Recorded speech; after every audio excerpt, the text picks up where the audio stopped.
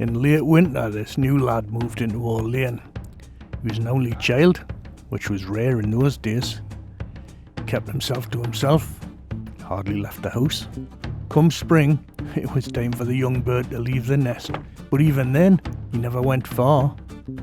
I'd pass him by, sitting on the doorstep with his head in a book, or gazing up at the sky. I used to feel sorry for him, just sitting there on his own. When I first spoke to him, it gave him a bit of a fright. Must be a good book, that, kidder. Aye. It's about aeroplanes. Wouldn't it be really great to fly?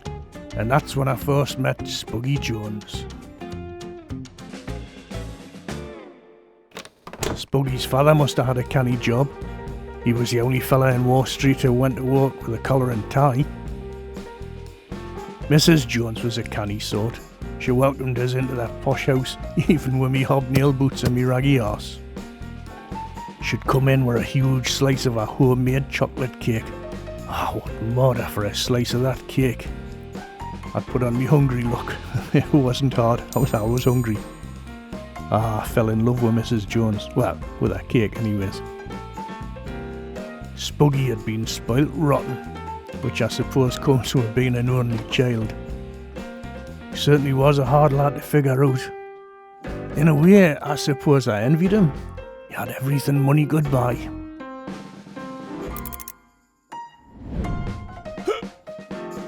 Everyone used to laugh at him, thought he was balmy.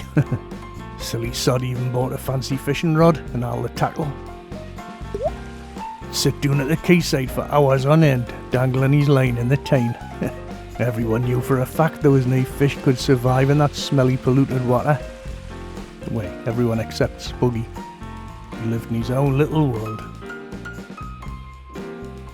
I'd never seen hide nor hair of Spuggy for almost a week, but there was a whole lot of banging coming out of his backyard. I knew he was up to something. I was tempted to bunk myself up and have a sneaky look, but it had broken glass on the top of the wall. I'd have to wait.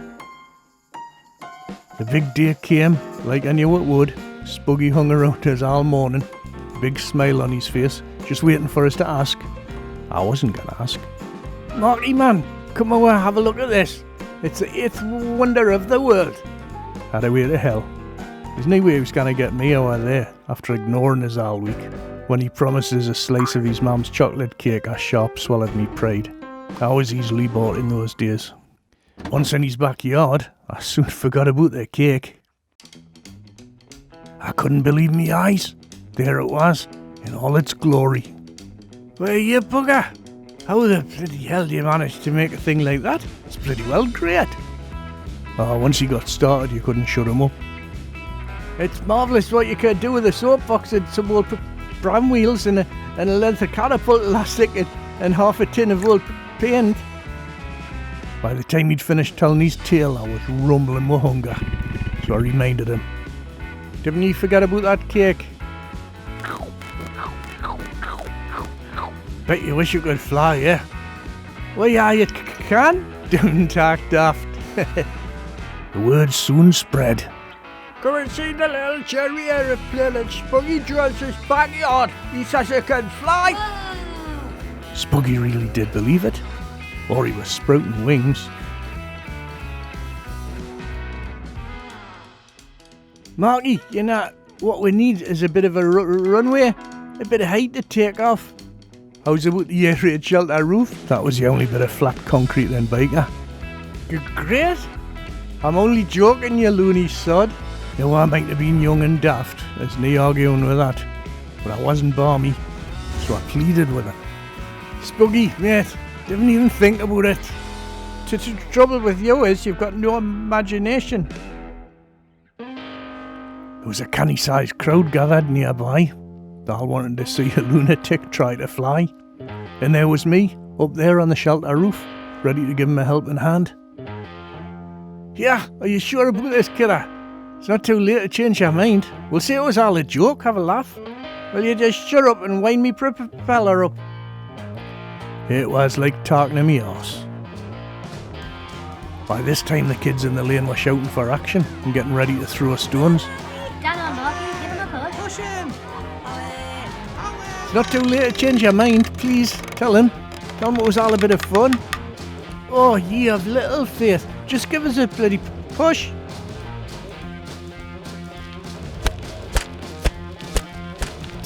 Tally ho! Bloody hell! Ah! Where you bugger?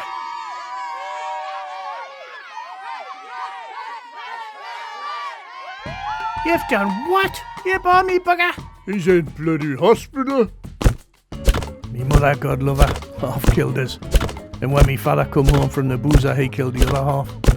Worse than that, I was sent to bed without me jam and bread and me cup of cocoa.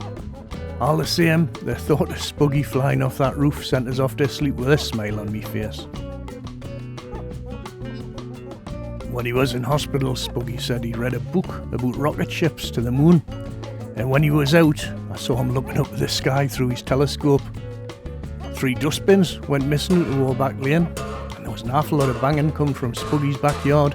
He was up to something. Let him dream about the stars. I'll dream about that chocolate cake.